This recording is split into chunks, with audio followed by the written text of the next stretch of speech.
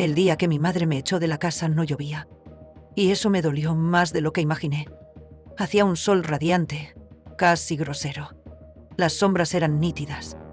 Las risas de los vecinos eran normales. El mundo no se detenía por mi tragedia. Y eso me rompió.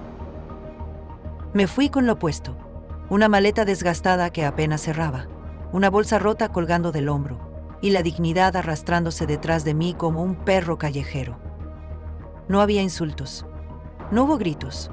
Solo una frase corta, venenosa, dicha con una voz fría que me va a perseguir hasta el día que me muera. Aquí ya no tienes nada que buscar, Isabel. Así, sin temblor en la voz, como si yo fuera una intrusa, como si no fuera su hija. Lo peor no fue que me lo dijera. Lo peor fue su rostro. Sereno, seguro, decidido. Ese rostro que me cuidó cuando tenía fiebre. Ese rostro que me decía que me amaba más que a su propia vida. Ese rostro me estaba echando como a una cucaracha. Y yo no entendía nada. Durante años fui la hija perfecta. No salía. No me metía en problemas. Estudiaba. Trabajaba medio tiempo. Ayudaba con lo que podía. Me callaba cuando las cosas dolían. Sonreía aunque tuviera el alma hecha trizas. Y todo por amor. Por ella. Porque después de que mi papá murió, ella quedó destrozada. Yo la vi enloquecer lentamente, abrazar la tristeza como si fuera una cobija. Me hice adulta antes de tiempo, mientras ella se convertía en alguien que ya no reconocía. Y sin embargo, la cuidé. La defendí de mis tías cuando la acusaban de dejarse morir. La defendí de mí misma cuando me daban ganas de gritarle reacciona. La protegí cuando empezó a salir con ese hombre, ese político retirado que vino a meterse en nuestras vidas como una serpiente elegante. Él trajo regalos, sonrisas, promesas. Al principio lo vi como una esperanza. Tal vez no era tan malo que ella volviera a enamorarse. Todos merecen una segunda oportunidad, ¿no? Eso pensaba, hasta que trajo a su hijo. Un tipo altanero, de sonrisa falsa, de esos que huelen a ego desde que entran a la habitación. Un coach de vida de Instagram que hablaba de abundancia mientras no podía pagar ni su celular sin la tarjeta de su papá. Y aún así lo traté bien. Fui amable, educada, aguanté sus bromas sobre mi ropa, sobre mi carrera, sobre mi energía densa. Me mordí la lengua cuando se burlaba de que trabajara para pagar mis estudios. Aguanté, porque pensé que, al final, mi mamá estaría de mi lado.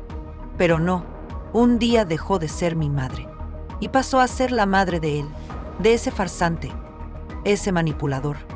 Y lo que siguió fue una guerra silenciosa. Yo perdía terreno poco a poco. Ya no decidía nada.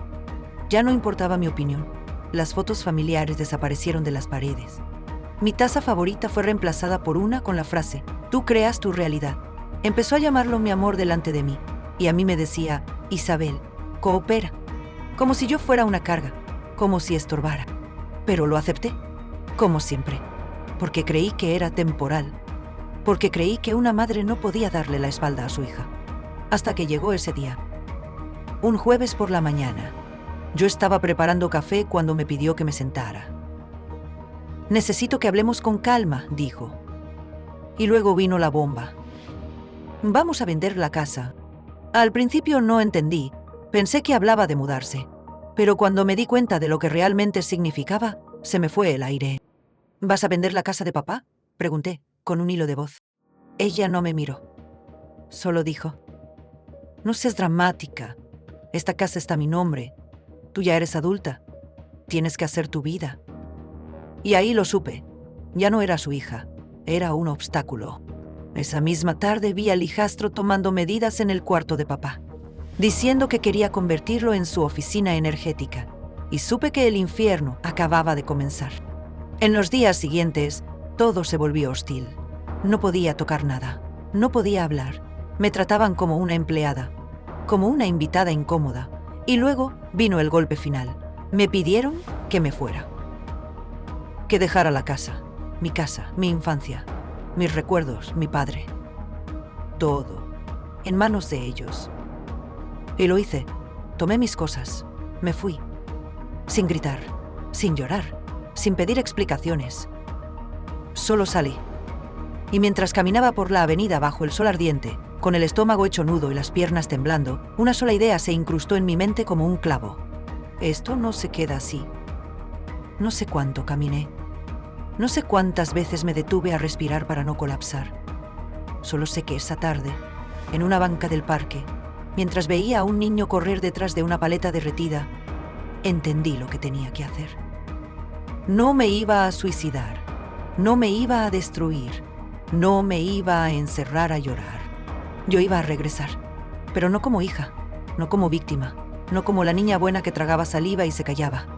Iba a volver como lo que me habían obligado a ser, una mujer sin corazón, una que aprendió que el amor tiene un límite y que cuando te lo cruzan, no se pide perdón, se cobra. Me llamo Isabel, tengo 24 años, pero a veces siento que viví 3 vidas distintas. La primera terminó el día que mi papá murió, la segunda, cuando mi madre se volvió una extraña, y la tercera, todavía no sé en qué parte va. Solo sé que ya no soy la que era, y honestamente, ya no quiero serlo. Mi infancia fue sencilla, pero feliz. Mi papá trabajaba como contador para una pequeña empresa de transporte, de esas donde todos se conocen por nombre y aún celebran los cumpleaños con pastel y refrescos.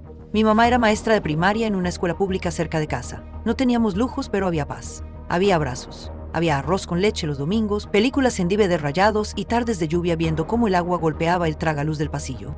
Mi papá no era el más expresivo, pero tenía una forma muy suya de demostrar amor. Me compraba libros usados del tianguis porque sabía que me gustaba leer. Me enseñó a usar Excel cuando tenía 10 años y me decía que algún día, si aprendía a manejar bien los números, podría hacer magia. Las finanzas son como espadas, decía. Si las usas bien, te protegen. Si no, te cortan. Yo no entendía del todo, pero me gustaba cómo sonaba. Y crecí con esa imagen de los números como armas. Me prometí que un día iba a estudiar algo que tuviera que ver con eso. Y lo cumplí.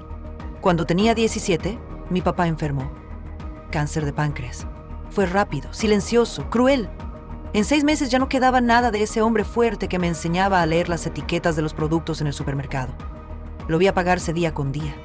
Vi a mi mamá colapsar en cámara lenta. Y cuando murió, yo también me fui con él. O al menos, la parte de mí que aún creía que el amor familiar era incondicional. Después del funeral, mi mamá cayó en un hueco oscuro del que nunca volvió. Dejó de ir a trabajar, dejó de cocinar, dejó de mirarme. Yo hacía lo que podía. Estudiaba, limpiaba, trabajaba como becaria en una pequeña firma contable para no sentirme inútil. No salía con nadie. No tenía tiempo para fiestas, para novios, para dramas adolescentes. Me hice adulta a la fuerza. En algún momento mi mamá conoció a Esteban. Él tenía más de 60 años. Era viudo, retirado, con una pensión envidiable y propiedades en el norte del país. Nos lo presentó como un viejo amigo de la familia. Lo conoció en una reunión de exmaestros, pero pronto descubrimos que se trataba de algo más. Al principio fue como un alivio. Verla arreglarse, maquillarse, volver a reír, me dio esperanza. Pensé, tal vez está sanando, tal vez está volviendo a vivir. Y Esteban, bueno, era encantador. Educado, servicial, con esa actitud de caballero que ya no se ve. Siempre con flores, siempre atento, traía pasteles los viernes. Hablaba de sus viajes por Europa y nos contaba anécdotas de su juventud como si fueran historias épicas. Hasta me decía que yo era una joya de mujer, que ojalá su hijo tuviera tantita humildad como tú. Al principio lo vi como una bendición. Hasta que llegó él, Iván, el hijo de Esteban. Desde que cruzó la puerta supe que algo no estaba bien. No por celos, no por prejuicios. Era una corazonada. Había algo en sus ojos que me incomodaba. Esa sonrisa exagerada, ese tono de voz de vendedor barato, ese lenguaje corporal que decía, me creo mejor que todos. Traía ropa de marca, hablaba de sus proyectos digitales, de sus clientes de coaching y de sus retiros espirituales. Decía que enseñaba a la gente a liberarse del miedo al éxito, pero cuando le preguntabas cuánto ganaba realmente, cambiaba de tema. Mi mamá, en cambio, cayó rendida. Lo adoraba. Decía que Iván tenía esa chispa que tú no tienes, Isabel, esa energía de líder. Yo no entendía cómo podía comparar al hijo de su novio conmigo, pero callaba, como siempre. Y así fue como, sin darme cuenta, empecé a desaparecer de mi propia casa. Primero fue la opinión, ya no importaba. Luego el espacio. Iván se quedó con el cuarto de visitas, luego con el estudio, luego con la sala cuando invitaba a sus clientes a hacer sesiones de coaching energético.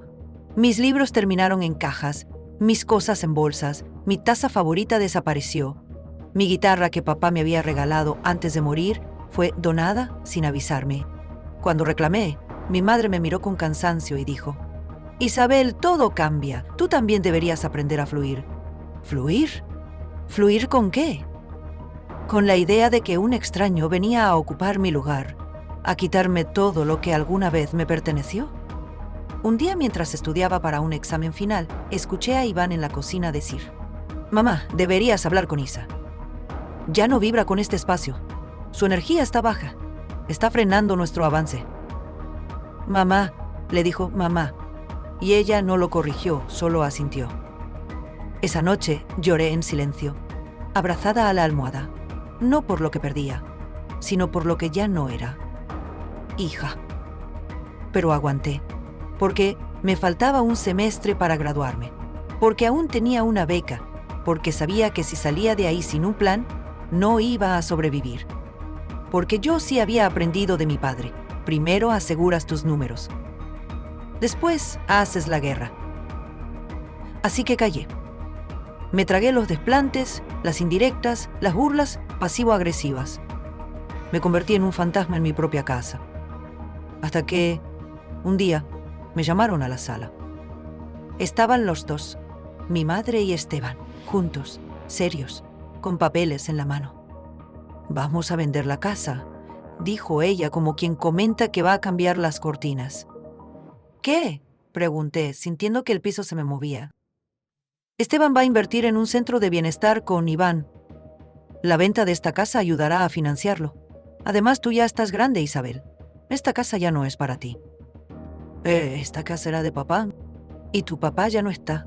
Eso dijo, así, sin temblar, sin una lágrima. Esa noche no dormí. Me quedé mirando el techo, contando las grietas, escuchando la risa de Iván desde la cocina mientras hablaba por teléfono con alguien. Me dolía el cuerpo, el alma, los huesos, y supe que se acabó. A los 3 días me echaron. No con violencia, con indiferencia. «Ya está todo arreglado. Puedes llevar tus cosas. Iván necesita el cuarto para sus sesiones privadas». Mi madre no me miró. Esteban me deseó lo mejor. Iván me sonrió. Y me fui, con lo que cabía en una maleta, sin casa, sin herencia, sin familia. Pero con algo más importante: una memoria nítida, una rabia quirúrgica y una voluntad que nadie pudo quebrar. Los primeros días fuera de casa fueron una mezcla de silencio, hambre y miedo. No tenía a dónde ir. Una amiga me ofreció su sillón, pero vivía con 3 roomies que ya me miraban como si fuera una ocupante ilegal desde el primer día. Me sentía como un estorbo, como si respirar demasiado fuerte fuera una falta de respeto. No quería molestar, así que salía a caminar durante horas solo para no estar ahí. Tenía mi laptop, un par de mudas de ropa y 200 pesos. Lo que más dolía no era eso. Era saber que, mientras yo dormía con el estómago vacío, mi madre preparaba cenas veganas para Iván y sus clientes, que usaban el comedor donde alguna vez soplamos las velas del pastel de mi infancia.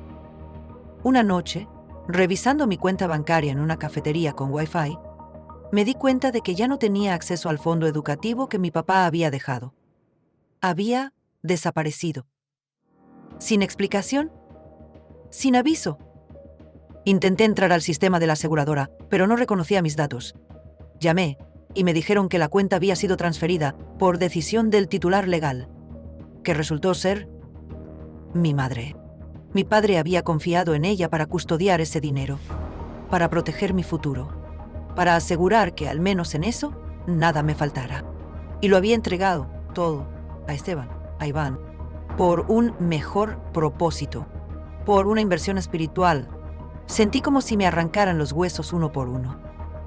Esa noche dormí en el suelo de la universidad. Me escondí en una sala de estudio 24 horas.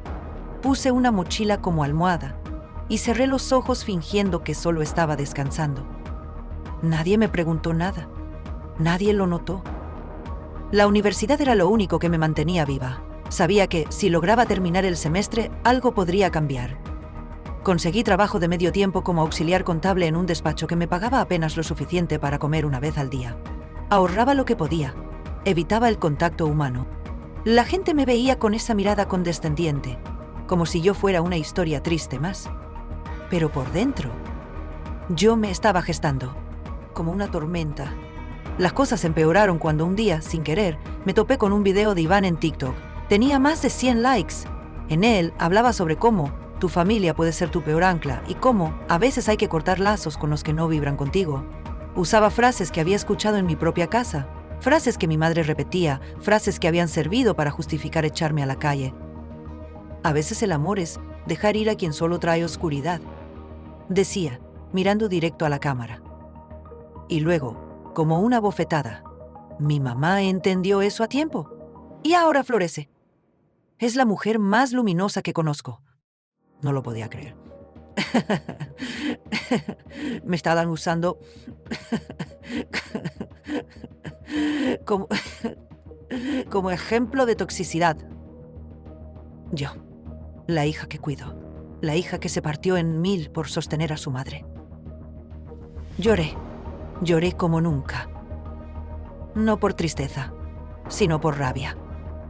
Quería gritarle al mundo lo injusto que era. Quería que alguien me defendiera, que alguien dijera, «¡Ey! Esa historia no es así». Pero nadie lo haría. Porque el mundo ama al que grita más fuerte. Y en esa batalla, yo no tenía ni voz. Unos días después entré a la cafetería donde trabajaba a veces como extra y lo vi. Iván, con 2 tipos igual de falsos que él, hablando de negocios, de retiros en Tulum, de expansión internacional. Llevaba puesta una de mis chaquetas, una de esas que dejé olvidadas cuando me echaron. La reconocí por un parche que yo misma cosí cuando se rompió en la manga. Lo tenía ahí, como si fuera suya, como si nada. Lo observé desde lejos y en ese momento sentí algo nuevo, algo que no era tristeza, ni odio. Era frialdad. Ahí estaba, con su sonrisa perfecta, su pose de gurú, su discurso de paz, mientras usaba mi ropa y mi historia como escalón. No reaccioné, solo lo miré, y por primera vez pensé, ¿y si me acerco? ¿Y si finjo que lo perdoné? ¿Y si le hago creer que quiero volver solo para verlo caer? La idea era absurda. Al principio me reí de mí misma, pero la semilla estaba plantada. Y en los días siguientes, esa semilla creció.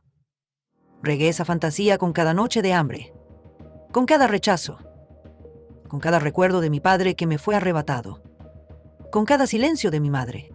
Una tarde encontré en la basura de una oficina unos lentes de sol rotos. Me los puse. Caminé hasta una plaza donde sabía que Iván solía hacer sus citas de mentoría. Y ahí estaba, dando una charla en voz alta, mientras 2 chicas lo miraban como si hablara Buda reencarnado. Me senté a distancia. Escuché. Yo aprendí que hay que soltar lo que no te aporta, que el universo te premia cuando cortas con el pasado. Mi padre me enseñó eso antes de morir. Mentira. Su padre estaba vivo, vivía en Veracruz. Lo supe por Facebook. No era solo un farsante, era un ladrón de historias. Y ahora, también de mi historia. Me levanté, me fui, pero ya no era la misma. Me pasé los días siguientes investigando, rastreé sus redes, analicé sus publicaciones. Descubrí que la mayoría de sus supuestos testimonios eran cuentas falsas. Su retiro espiritual en Holbox había sido cancelado por falta de asistentes, pero seguía vendiéndolo como si hubiera sido un éxito. Mentía en todo. Una noche me metí a la página donde tenía su curso en línea, me inscribí con un nombre falso, lo pagué con lo último que tenía y cuando lo abrí era una copia literal de un curso gratuito que había tomado en YouTube hace años. No enseñaba nada. Solo hablaba de energías, de alineación emocional, de pensamiento vibratorio elevado. Nada, puro aire. Y la rabia se volvió estrategia. Comencé a planear, a escribir, a ordenar. Fui recopilando todo: capturas, audios, videos, PDFs. Incluso grabé algunas conversaciones falsas con él usando una cuenta alterna. Me presenté como una cliente interesada en sanar sus lazos con su madre y él cayó. Me confesó cosas. Me envió documentos. Me pidió dinero. Y yo grabé todo. Y entonces lo vi claro. Ya no se trataba solo de contar la verdad. Se trataba de hacerlo amar la mentira primero, para que cuando cayera, doliera más. Durante semanas jugué a ser nadie. Me convertí en un nombre falso, en una cuenta sin rostro, en una voz amable al otro lado del teléfono que solo quería sanar mi energía bloqueada. Me volví su alumna más entregada, su clienta más obediente, su fan más crédula. Y él cayó. Iván me mandaba audios donde hablaba de cómo dominar el lenguaje emocional para controlar conversaciones. Me enviaba meditaciones con su voz, donde me pedía que imaginara que mi madre me perdonaba. Me contaba cómo había ayudado a mujeres que se resistían al desapego. Cada mensaje era una burla a lo que me había hecho. Pero no borraba nada, lo guardaba todo. Porque ya no me interesaba llorar, me interesaba documentar. Un día, después de muchas sesiones, me dijo que sentía que ya había una conexión más profunda entre nosotros. Tú tienes una energía distinta. Lo sentí desde la primera llamada, me dijo. Sentí asco, pero fingí reír. ¿Y si nos viéramos? Solo para tomar un café, sugirió. Ahí estaba, la oportunidad que esperaba. Acepté. Lo cité en una cafetería discreta, a las afueras de la ciudad. Fui con lentes, sin maquillaje, vestida como quien quiere esconderse del mundo. Cuando me vio, su sonrisa fue casi infantil. Me abrazó como si me conociera de toda la vida. ¡Guau! No esperaba que fueras tan bonita, dijo.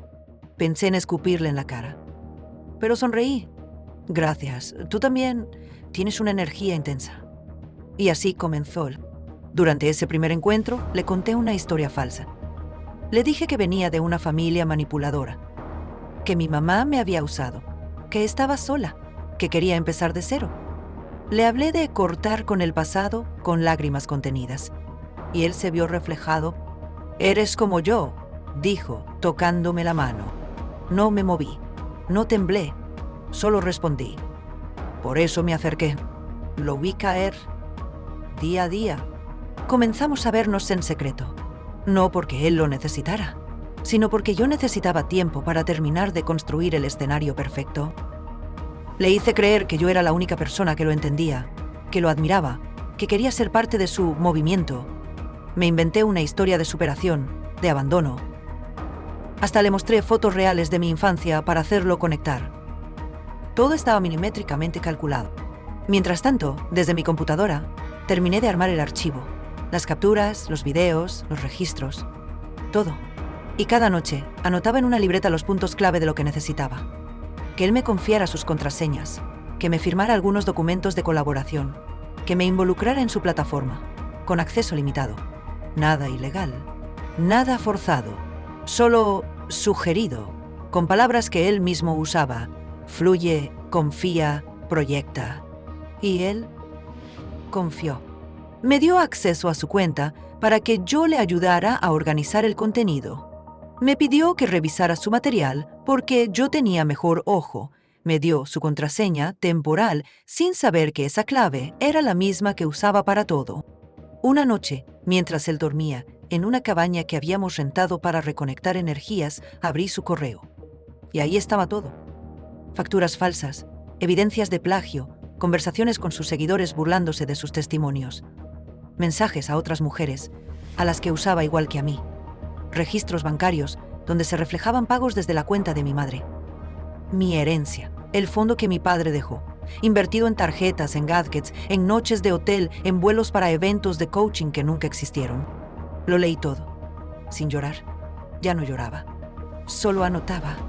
2 días después, mientras él cocinaba unas quesadillas con champiñones en la cocineta del Airbnb, le dije: ¿y si nos vamos, los dos, a otra ciudad? Se quedó en silencio. Lo pensé nervioso. pero me miró con ojos brillantes. ¿Lo dices en serio? Sí. Empieza a irnos bien. ¿Y si dejamos todo y empezamos desde cero? Pero, ¿y tu mamá? No me interesa. Me hizo demasiado daño. Me abrazó. Me creyó. Y yo le devolví el abrazo, sabiendo que acababa de firmar su sentencia. Durante los siguientes días, la idea de escapar juntos se convirtió en un plan real. Él lo comentaba con entusiasmo, como si estuviera descubriendo el amor por primera vez. Yo fingía miedo, dudas, ilusión. Jugaba el papel de la mujer rota que por fin volvía a confiar. Me volvía frágil en sus brazos, silenciosa frente al futuro, pero decidida a seguirlo si él se encargaba de protegerme. Y él, claro, se sintió fuerte. Por primera vez, tenía a alguien que dependía de él emocionalmente. Eso le encantaba. Me hablaba de departamentos en la playa, de comenzar una nueva marca juntos, de fusionar nuestras energías. Decía que ya no necesitábamos a nadie, que podíamos desaparecer de la ciudad y reinventarnos. Cada noche hablábamos por horas, cada palabra suya era una confesión, cada promesa una piedra más en su ruina. Lo alentaba a confiar, a entregarse, a soltar. Hasta que llegó el día en que me dijo que ya había transferido el resto del dinero, que vendió el coche, que sacó el total de su inversión, que estaba listo. Yo asentí, lo abracé y luego fui al baño, cerré la puerta y me quedé en silencio mirando mi reflejo. No lloraba, no sonreía, no temblaba. Me miré como quien ve a un extraño, porque eso era ya una versión de mí que nunca imaginé. Esa noche no dormí. Me quedé despierta observando cómo él roncaba a mi lado, sin saber que su mundo entero iba a desmoronarse en unas horas. A las 7 de la mañana me levanté, tomé mi bolso, mis documentos, mi celular.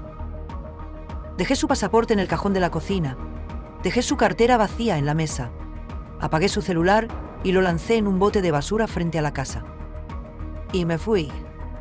Tomé un taxi al aeropuerto. Mi boleto estaba comprado desde la semana anterior, con una tarjeta que él mismo me había dado para organizar el viaje. No iba a ninguna playa, no iba a ningún retiro, iba a una ciudad cercana, a casa de una antigua profesora que me ofreció su ayuda después de que leyó mi solicitud de beca y escuchó parte de mi historia. Me iba a esconder por un tiempo, a reorganizarme, a prepararme para lo que venía después. Pero antes de abordar, me aseguré de hacer una cosa más. Le dejé un sobre. Lo envié a través de una mensajería local para que llegara a la puerta del Airbnb antes del mediodía.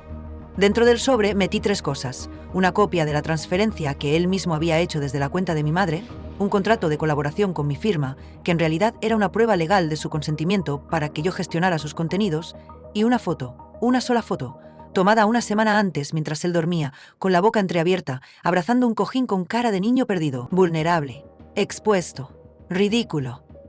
Detrás de la foto, una frase: «Tú me enseñaste a soltar. Ahora, suéltate tú».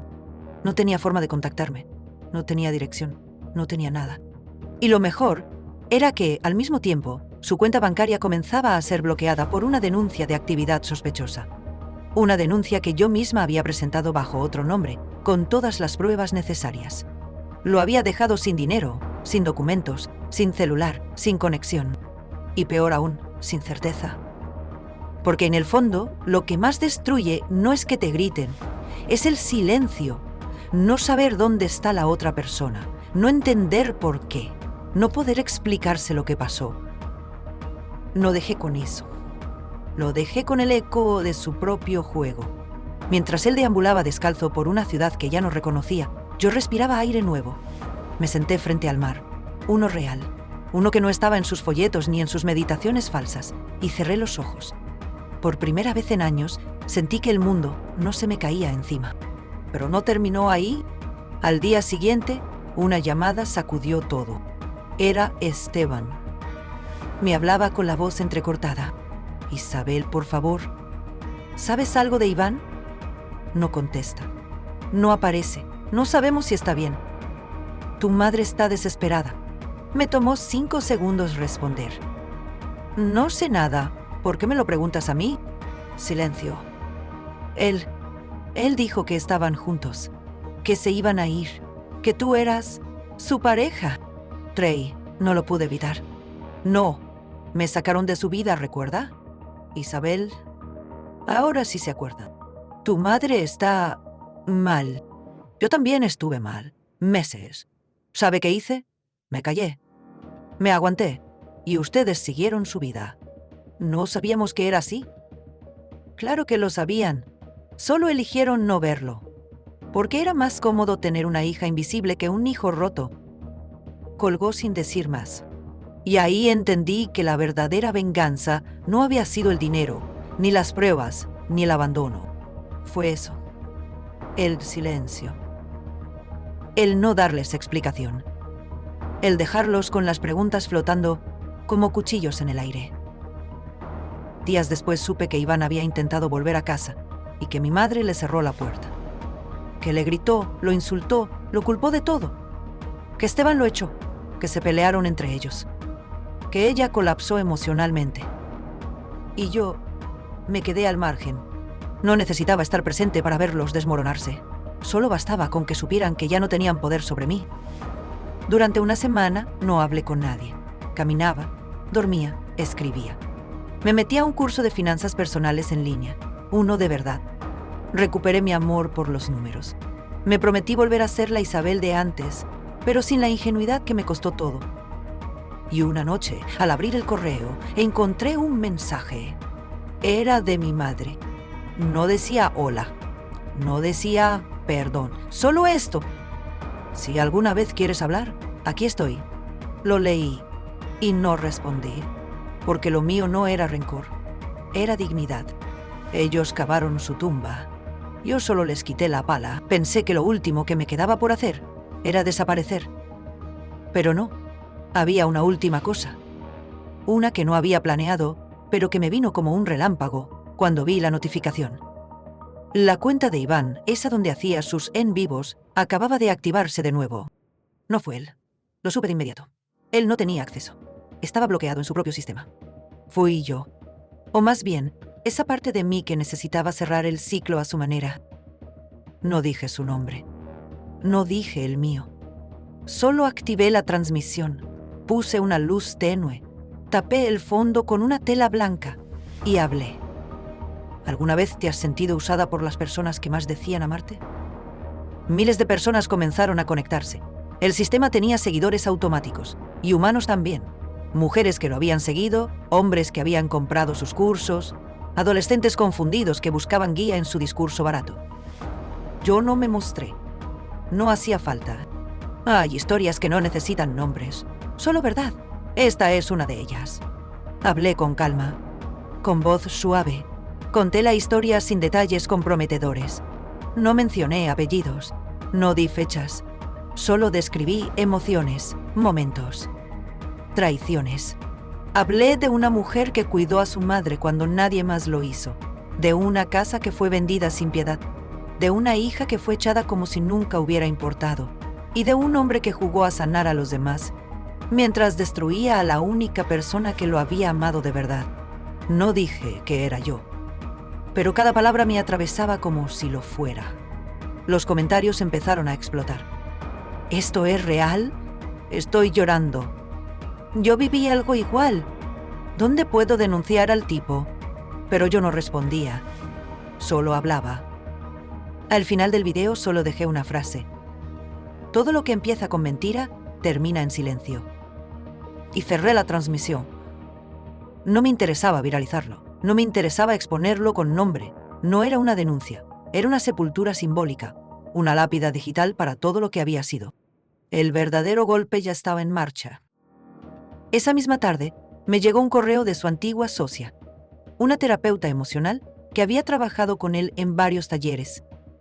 Me decía que quería hablar conmigo, que algo raro estaba pasando, que varias clientas se habían quejado de estafas, de contenido reciclado, de promesas que no se cumplían. Le respondí con un archivo adjunto. Nada más. Solo eso. Un documento con todos los registros, los audios, las facturas manipuladas, los correos falsos. No necesitaba escribirle nada más. Ella sabría qué hacer. Y lo hizo. Una semana después, su canal fue reportado y desactivado.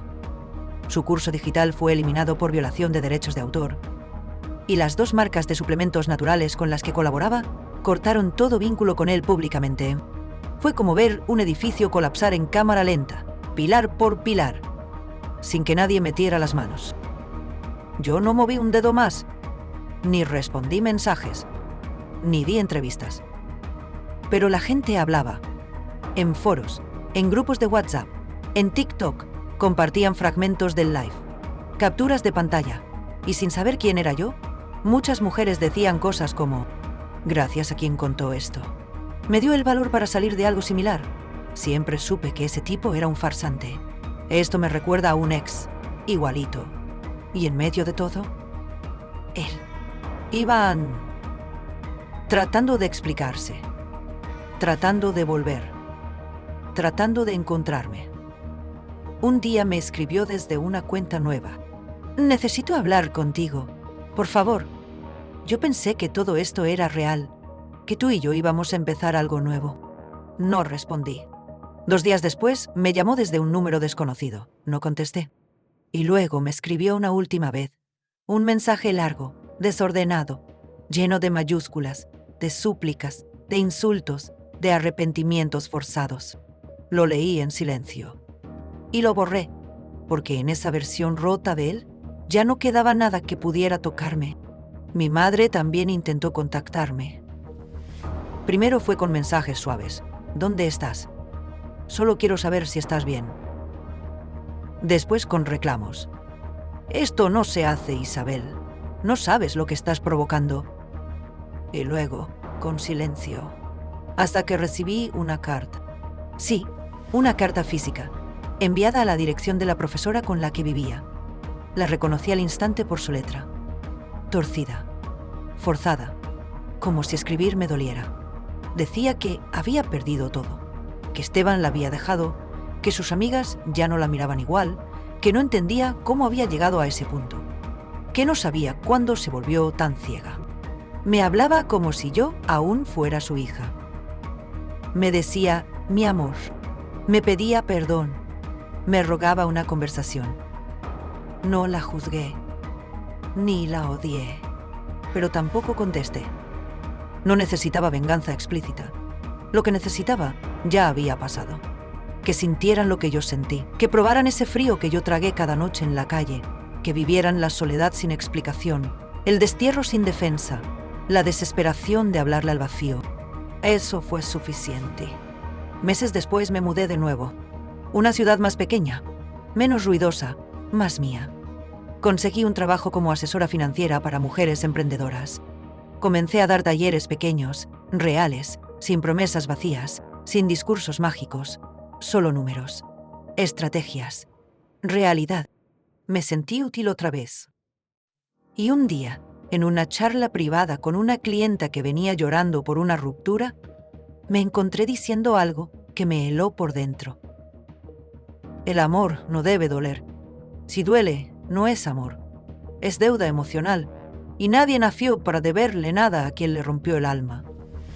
Ella me miró, asintió, me abrazó, y yo supe que esa frase no era para ella, era para mí.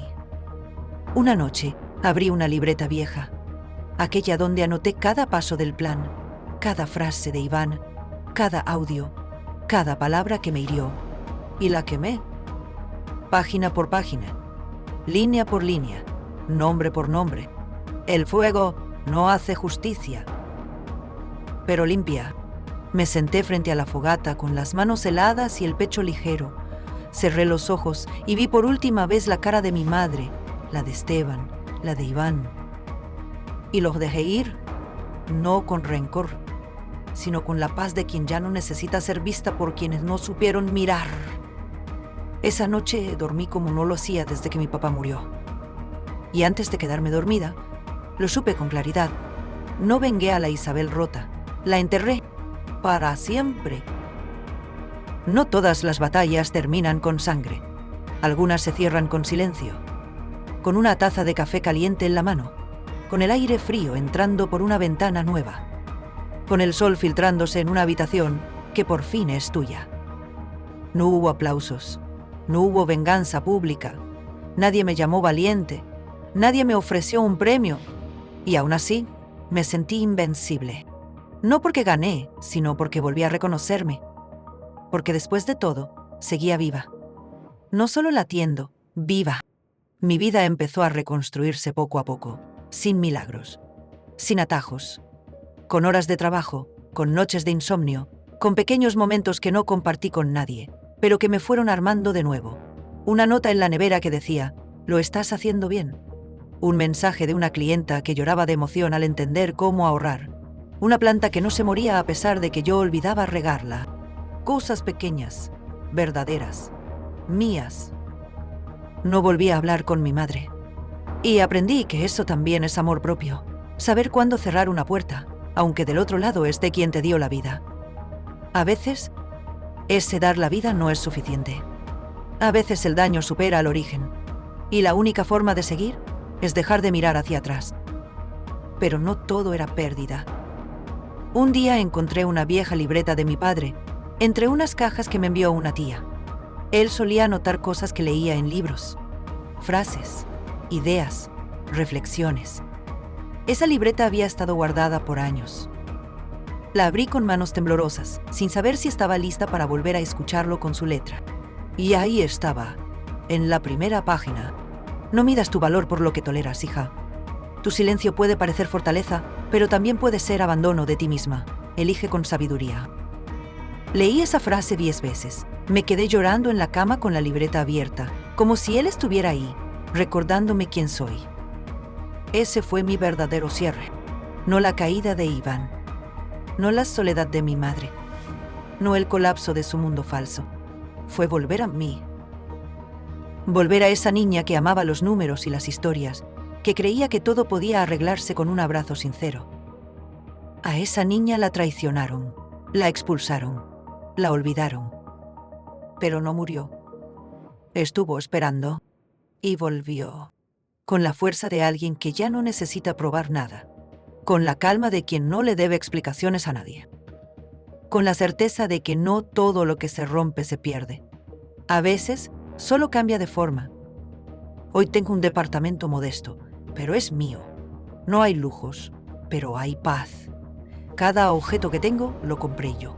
Cada comida que cocino me sabe a dignidad. Cada noche que duermo lo hago sabiendo que nadie puede volver a echarme de ningún lugar, porque ahora pertenezco a mí. Y eso no me lo puede quitar nadie. Mi historia no es para que me aplaudan. Es para que tú, la que me escucha, la que siente el nudo en la garganta, entiendas esto. No estás sola, no eres débil, no estás exagerando. Cuando alguien te minimiza, te silencia, te reescribe la historia, tienes derecho a desaparecer de su mundo. Tienes derecho a reconstruir el tuyo. No necesitas venganza para sanar. Pero si llega, que venga desde la verdad, no desde el odio, desde la dignidad. Porque nadie debería tener que elegir entre familia y paz, entre amor y respeto, entre sobrevivir o obedecer. Mi padre me enseñó muchas cosas. Me enseñó a ahorrar, a pensar antes de hablar, a revisar 2 veces antes de firmar un contrato, a cuidar lo que uno construye. Pero lo más valioso que me dejó fue esto.